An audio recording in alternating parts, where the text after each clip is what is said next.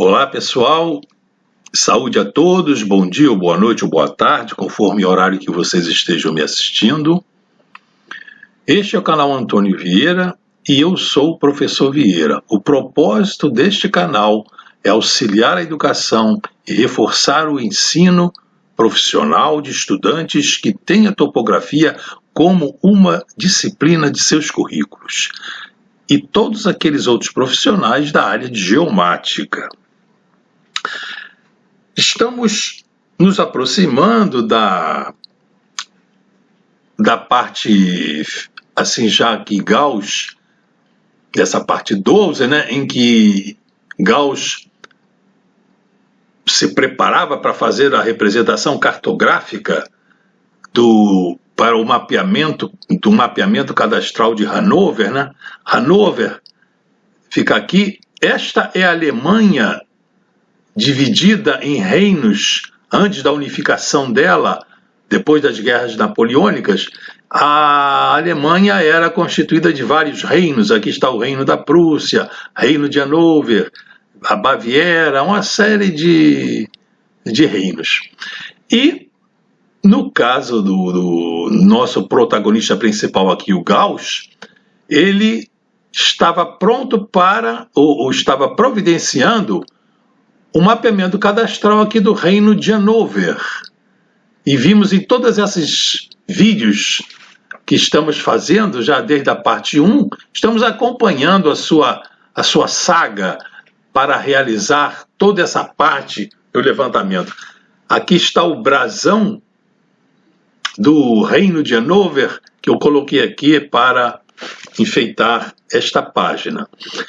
Então é interessante acompanhar essa história, porque é uma história da engenharia, é uma história da matemática, é uma história da ciência, que mostra que temos muito a aprender com os antigos. São verdadeiras aulas de engenharia que todos lucramos em acompanhar e aplicam-se às situações do momento. Então é interessante que todos aprendam um pouco da história da sua profissão, da sua área científica ou tecnológica, para saber como as coisas surgiram, como evoluíram até os dias atuais. Então vamos prosseguir aqui nessa parte 12 para a equação final da projeção de Gauss. Na parte 11, nós deduzimos a expressão da terceira derivada da projeção conforme de Gauss. Então, os que não viram, por favor, depois deem uma olhada e nas aulas anteriores também, para formar uma ideia geral do que está acontecendo, para não ficar as coisas soltas no espaço e no tempo. Essa é a expressão da terceira derivada. A terceira derivada de uma função f de v, então ficou sendo essa menos n cosseno ao cubo de φ, por esse colchete aqui, em que o eta ao quadrado é o L' ao quadrado cosseno ao quadrado de φ, φ é a latitude e o L' é a segunda excentricidade do elipsóide. E o T é uma variável auxiliar colocada aí para representar a tangente de φ. Então, T ao quadrado é a tangente ao quadrado de φ. Então, na parte 12, vamos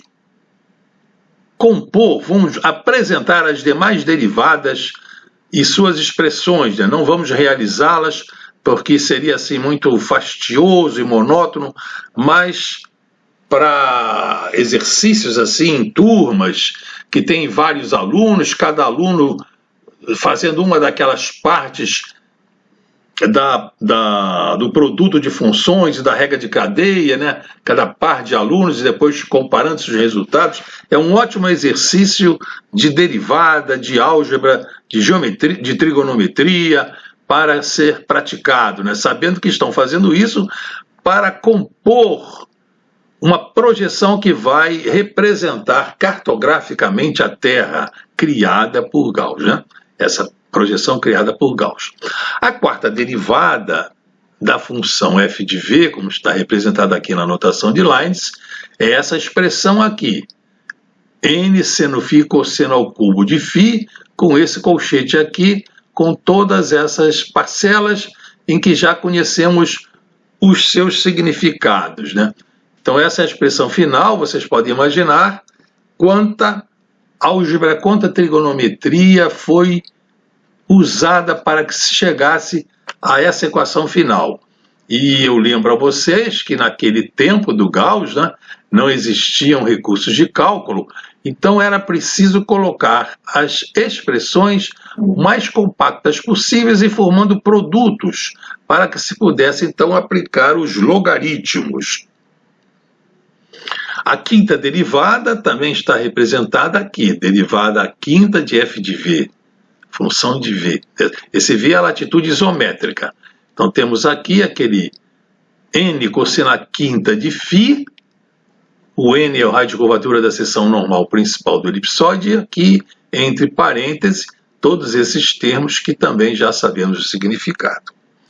E a sexta derivada dessa função f de v, aqui o n seno φ cosseno a quinta de φ, e esse parêntese com todas esses monômios, né, cujo significado nós já sabemos. Reparem o tamanho dessa sexta derivada e imaginem o trabalho que deu essa derivação aplicando a derivada de produto de funções associados à regra de cadeia, mais álgebra, trigonometria, foi uma grande tarefa. Isso daí não é brincadeira fazer uma derivada dessa. Bom, então vamos fazer o preparo da expressão da projeção de Gauss. Então, retomando aqui, a série de Taylor que Gauss usou desenvolvendo a função de variável complexa x mais y, tomando o delta lambda, esse i delta lambda, como sendo um incremento da variável v na função fv mais um i delta lambda, resultou então nessa forma aqui a expressão da série de Taylor, vindo até aqui ao i delta lambda elevado à sexta, né? Coloquei já até a sexta, já temos derivadas até a sexta ordem. Sendo então, nós podemos nesse preparo associar a cada derivada um coeficiente e também considerar que o i, essa unidade imaginária i, é raiz quadrada de menos 1, porque aqui aparece o i nesses termos da derivada. Repare que o i aqui vai ser elevado ao quadrado, o i aqui, perto de delta lambda, vai ser elevado ao cubo, aqui o i vai ser elevado à quarta potência, o i aqui à quinta potência, o i vai ser elevado aqui à sexta potência. Então, o i é raiz quadrada de menos 1. Logo, o i ao quadrado, elevando ao quadrado ambos os membros desta igualdade, fica i ao quadrado igual a menos 1. Então, onde tiver i ao quadrado aqui, nessa expressão, o termo vai ser negativo, né? Vai valer menos 1. O i ao cubo vai ser o i vezes o i ao quadrado, potências de mesma base. O i ao quadrado já sabemos quanto vale menos 1. Então vai ser menos 1 vezes i. Então onde tiver i ao cubo aqui, esse termo vai ser menos i vezes lá o restante do que está no terceiro termo. O i à quarta é i ao quadrado vezes i ao quadrado. I ao quadrado é menos 1. Menos 1 vezes menos 1 é mais 1. Então onde tiver i à quarta vai ficar só mais 1, o i desaparece. O i à quinta vai ser o i à quarta vezes i. O i à quarta é mais 1, vezes o i. Então vai ser mais i. E o i à sexta vai ser i à quarta vezes i2. O i ao quadrado é menos 1, o i à quarta é mais 1. Então mais 1 vezes menos 1 é menos 1. Então isso está aí já sendo considerado. E colocando, então, aqui como o B, né? Temos aqui o A, o B, o C, o D. Eu esqueci de botar em negrito aqui, esse A. Então nós vamos representar cada um desses coeficientes, A, B, C, D e E, pela expressão da respectiva derivada, para abreviar a equação, já para fazer uma forma visual mais simples. Então, repetindo aqui como ela ficaria, essa seria toda ela, já considerando aqui os sinais oriundos de considerações da potência da unidade imaginária I. Já estão todos eles aqui, mais I, o I sumiu, mais I e assim por diante. Aqui o I sumiu, já está tudo considerado aí. Nós temos aqui então, fazendo uma analogia com a identidade de polinômios, no primeiro membro um polinômio, x mais y, e no segundo membro um outro polinômio. Então nós vamos aqui, nesse segundo membro, nessa série de Taylor, vamos agrupar todos os termos que não têm a unidade imaginária I, e no outro grupo, os termos que contêm a unidade imaginária I. Ficará, então, uma situação assim. O x, que é esse primeiro termo, aqui nesse membro, no primeiro membro, não tem a variável I. Então, o m aqui não tem a variável I. Aqui o B2 sobre delta lambda ao quadrado não tem a variável I. Então, está aqui a expressão da abscissa x. A abscissa não ordenada, porque o Gauss colocou o x como eixo vertical. Então, aqui é o eixo das ordenadas. Está ele aqui, a expressão dele. E, agrupando-se, então, todos os termos que têm a unidade imaginária I, colocando-se o I em evidência, nós temos aqui, então, o A vezes o delta lambda, o C vezes o C6, assim, e o E está lá direitinho com o I, tá?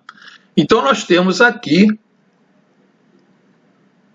a expressão sem a unidade imaginária e o outro termo com a unidade imaginária. Então, é só identificar. O x é o que é idêntico à parte real e o y é idêntico à parte imaginária. Então, o y é o que está aqui dentro desse colchete. Temos, então, aqui as coordenadas, as equações da projeção de Gauss, a projeção conforme de Gauss, já expressas de uma maneira bem mais simples e mais, assim, melhor de se olhar, né? Onde esses B's, A, B, C, esses coeficientes são as expressões das derivadas da função, aquelas derivadas sucessivas. Então, enfim, nós temos, né, repetindo aqui, o M. Esse M é o arco de meridiano retificado desde o Equador até o paralelo de latitude φ. Então, essa latitude φ é conhecida e o M vai ser, nós ainda não vimos, vamos ver como se obtém a retificação desse arco de meridiano. Haverá uma aula só para isso. O A, esse coeficiente A, é aquela primeira derivada, n cosseno φ. O coeficiente B, já vimos lá, foi só colocar aqui, estou colocando aqui, as expressões daquelas derivadas, a primeira, a segunda, a terceira, a quarta, a quinta e a sexta derivada. Então, esses coeficientes substituem aquela notação de Leibniz para derivada. Já fica assim, menos carregada de notação. Então, já apresentamos todos esses monômios aqui dentro dos colchetes, tudo isso já foi apresentado a vocês e vocês já sabem como se obtém cada um deles. Esse eta ao quadrado e o t ao quadrado, nós também já sabemos quem são e o L' ao quadrado. Então temos aqui um resumo já da equação de Gauss. Bom, ainda sobre os coeficientes de A, B e C, nós temos que ver o seguinte. Naquele tempo, né, não tinha máquinas de calcular, então tinha que se fazer logaritmos. Então, como todos os coeficientes são funções da latitude, né? As derivadas são funções da latitude, poderia se providenciar tabelas já preparando os seus valores para cada latitude, fazendo a latitude variar de tanto em tantos graus, ou de tantos em tantos minutos, ou de 30 em 30 minutos, ou de minuto em minuto, do que fizesse. Essas tabelas poderiam já ter esses coeficientes tabelados. Como se usava os logaritmos, as tabelas seriam feitas no tempo de Gauss com os logaritmos desses coeficientes. Agora, o valor de delta lambda naquelas expressões das derivadas lá da forma de Gauss estão em radianos. E nós podemos considerar, como Gauss considerou, o valor de delta lambda em segundos, que eram valores pequenos. Então podemos transformar aqui, para colocar nas expressões, os delta lambda em radianos para delta lambda em segundos, segundo essa proporcionalidade. Delta lambda corresponde a π radianos, delta lambda radianos corresponde a π, e delta lambda em segundos corresponde aqui a 180 vezes 60 segundos, né? Isso aqui é a quantidade de segundos que tem em um radiano. Então, para transformar delta lambda em segundos, é só, então, multiplicar os delta lambda em segundos por isso daqui, né? Então, delta lambda em radianos será o delta lambda em segundos vezes essa quantidade aqui que eu chamei de ρ segundo. Esse ρ segundo é o valor aqui desse denominador, dividindo tudo aqui por π, né? Então ficou esse denominador aqui dividido por π, ele vale, esse ρ segundo, 206.264,806 segundos. Então, colocando aqui brevemente. Então, ao se colocar lá na expressão delta lambda em segundos, para se resolver a fórmula, para se chegar ao x ou ao y, tem que se transformar esses segundos em radianos, porque a expressão foi deduzida considerando-se o delta lambda em radianos. Então, colocando-se o delta lambda em segundos, ele, dividindo por ρ segundo, ele já é transformado em radianos. O inverso do ρ segundo, esse inverso do ρ segundo é igual ao seno de 1 segundo. Invertendo-se esse ρ segundo, obtém-se o seno de 1 segundo. E eu fiz questão de colocar esse valor aqui para comentar com vocês que em muitos livros, em muitos artigos, em muitos formulários de cálculo, em muitos programas de computação, eu já peguei muitos assim, né, fazendo-se essas transformações de coordenadas geográficas para Gauss ou para UTM, lá dentro do programa ou nos formulários apareciam aqui no lugar do seno de 1 segundo, quando se multiplicava lá o seno de 1 segundo, esse valor aqui, ó, 0,504848. Então, reparem o seguinte, ó, esse fator aqui tem 4 algarismos significativos. Esse seno de 1 segundo tem 4 algarismos significativos. Esses zeros aqui à esquerda do 4 não são significativos. Eles são apenas usados para mostrar a posição da vírgula. Só isso, tá?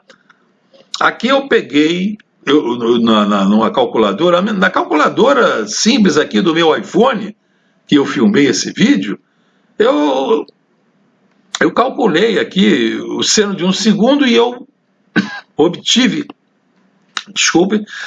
mais algarismos significativos. Então nós temos aqui, além do 4848, mais 5 significativos. Então temos 9 algarismos significativos. Então as linhas, as tabelas de logaritmos e de linhas naturais, aquelas tabelas no tempo de Gauss, tinham 7 algarismos significativos, né? Os logaritmos tinham 7 algarismos significativos. Então lá o Gauss deve ter usado, para seno de 1 segundo, esse valor aqui, ou este aqui, para não perder a precisão no cálculo.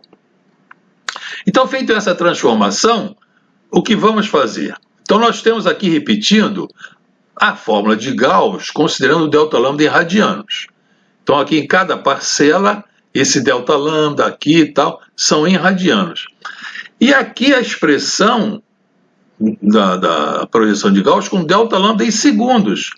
Então o delta lambda estando em segundos, esses segundos têm que ser divididos pelo ρ segundo, ou multiplicados por 1 sobre ρ segundo, para serem transformados em radianos. Isso em radianos, quer dizer, não tem dimensão, transformados em radianos.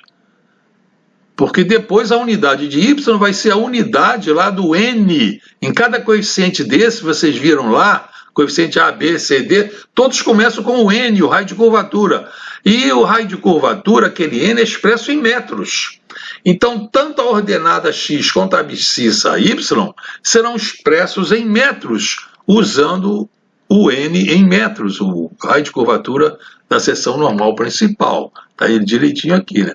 Então, existem algumas fórmulas que vocês podem ver em alguns livros de geodésia, lá em manuais do INCRA e outros, que no lugar desse 1 sobre ρ segundo, está aqui seno de 1 segundo, que é 1 sobre ρ segundo. Aqui ficaria seno ao cubo de 1 segundo. Aqui ficaria seno ao quadrado de 1 segundo. E assim, é maneira de representar. Mas o que vocês têm que saber é que ao se considerar o delta lambda, a diferença de longitude entre o meridiano central e o meridiano do ponto de latitude φ, que estamos considerando para transformar nas coordenadas plano-retangulares da projeção de Gauss, esse delta lambda sendo em segundos, é preciso fazer essa transformação para que o resultado fique em radianos. Então, na tabela desses coeficientes, A, B, C, D e F, podem ser inseridos nos respectivos coeficientes esse fator de transformação de segundos para radianos. Então, nós temos esse A, esse B, temos lá aquela fórmula da expressão da derivada. Então, é pegar aquela expressão da derivada e considerar ali, junto com aquela expressão da derivada, com aquele cálculo que se faz já previamente para fazer as tabelas dos coeficientes A, B, C, D, e assim por diante, colocar esses valores já embutidos que prevêem já que está sendo transformado os radianos em segundos, aí coloca-se o delta lambda em segundos e está tudo amigável. Então isso ficaria assim, né?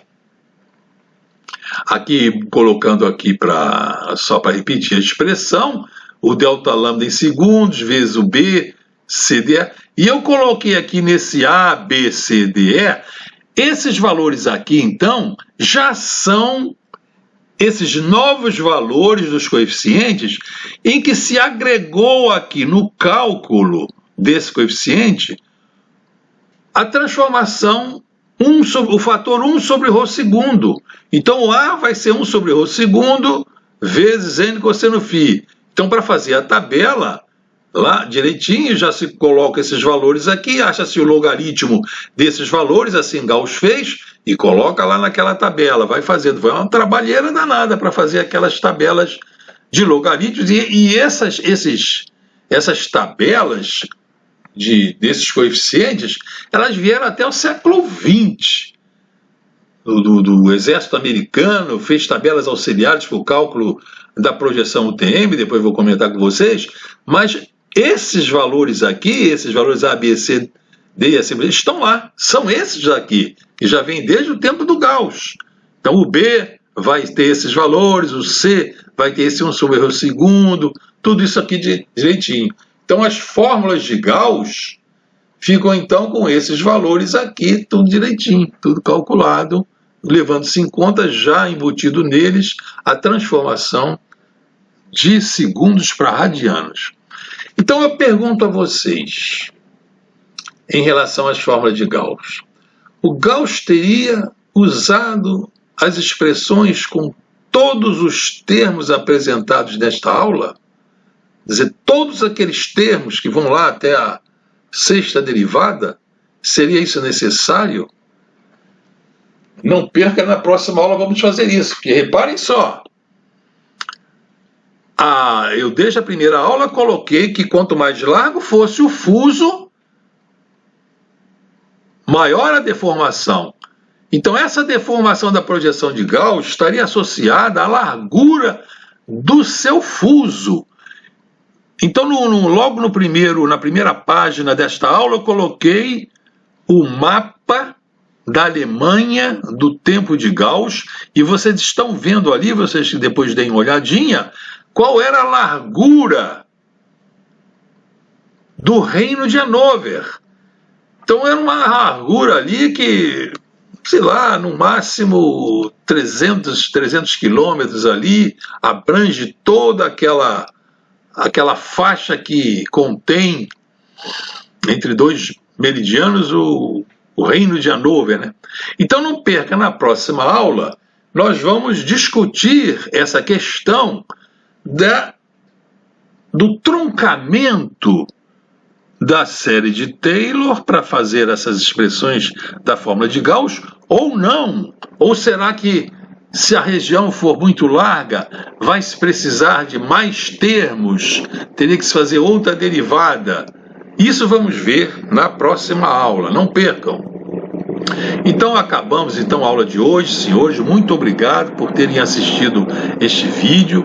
Os que não estão inscritos, inscrevam-se no canal, compartilhem o vídeo para os seus colegas que estão no básico, nos cursos de formação de topógrafos, engenharia cartográfica, engenharia civil, até para matemática. Isso é muito bom para os alunos de matemática.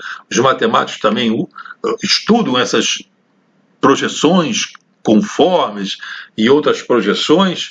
Isso daí é muito bom saber o passado para se entender o presente, e para os problemas que forem surgindo no futuro, nós vamos adaptando. Então nós vamos ver nas próximas aulas que, à medida que os recursos de cálculo foram progredindo, foram ficando mais potentes, as expressões vão tendo que se adaptar a esses novos recursos.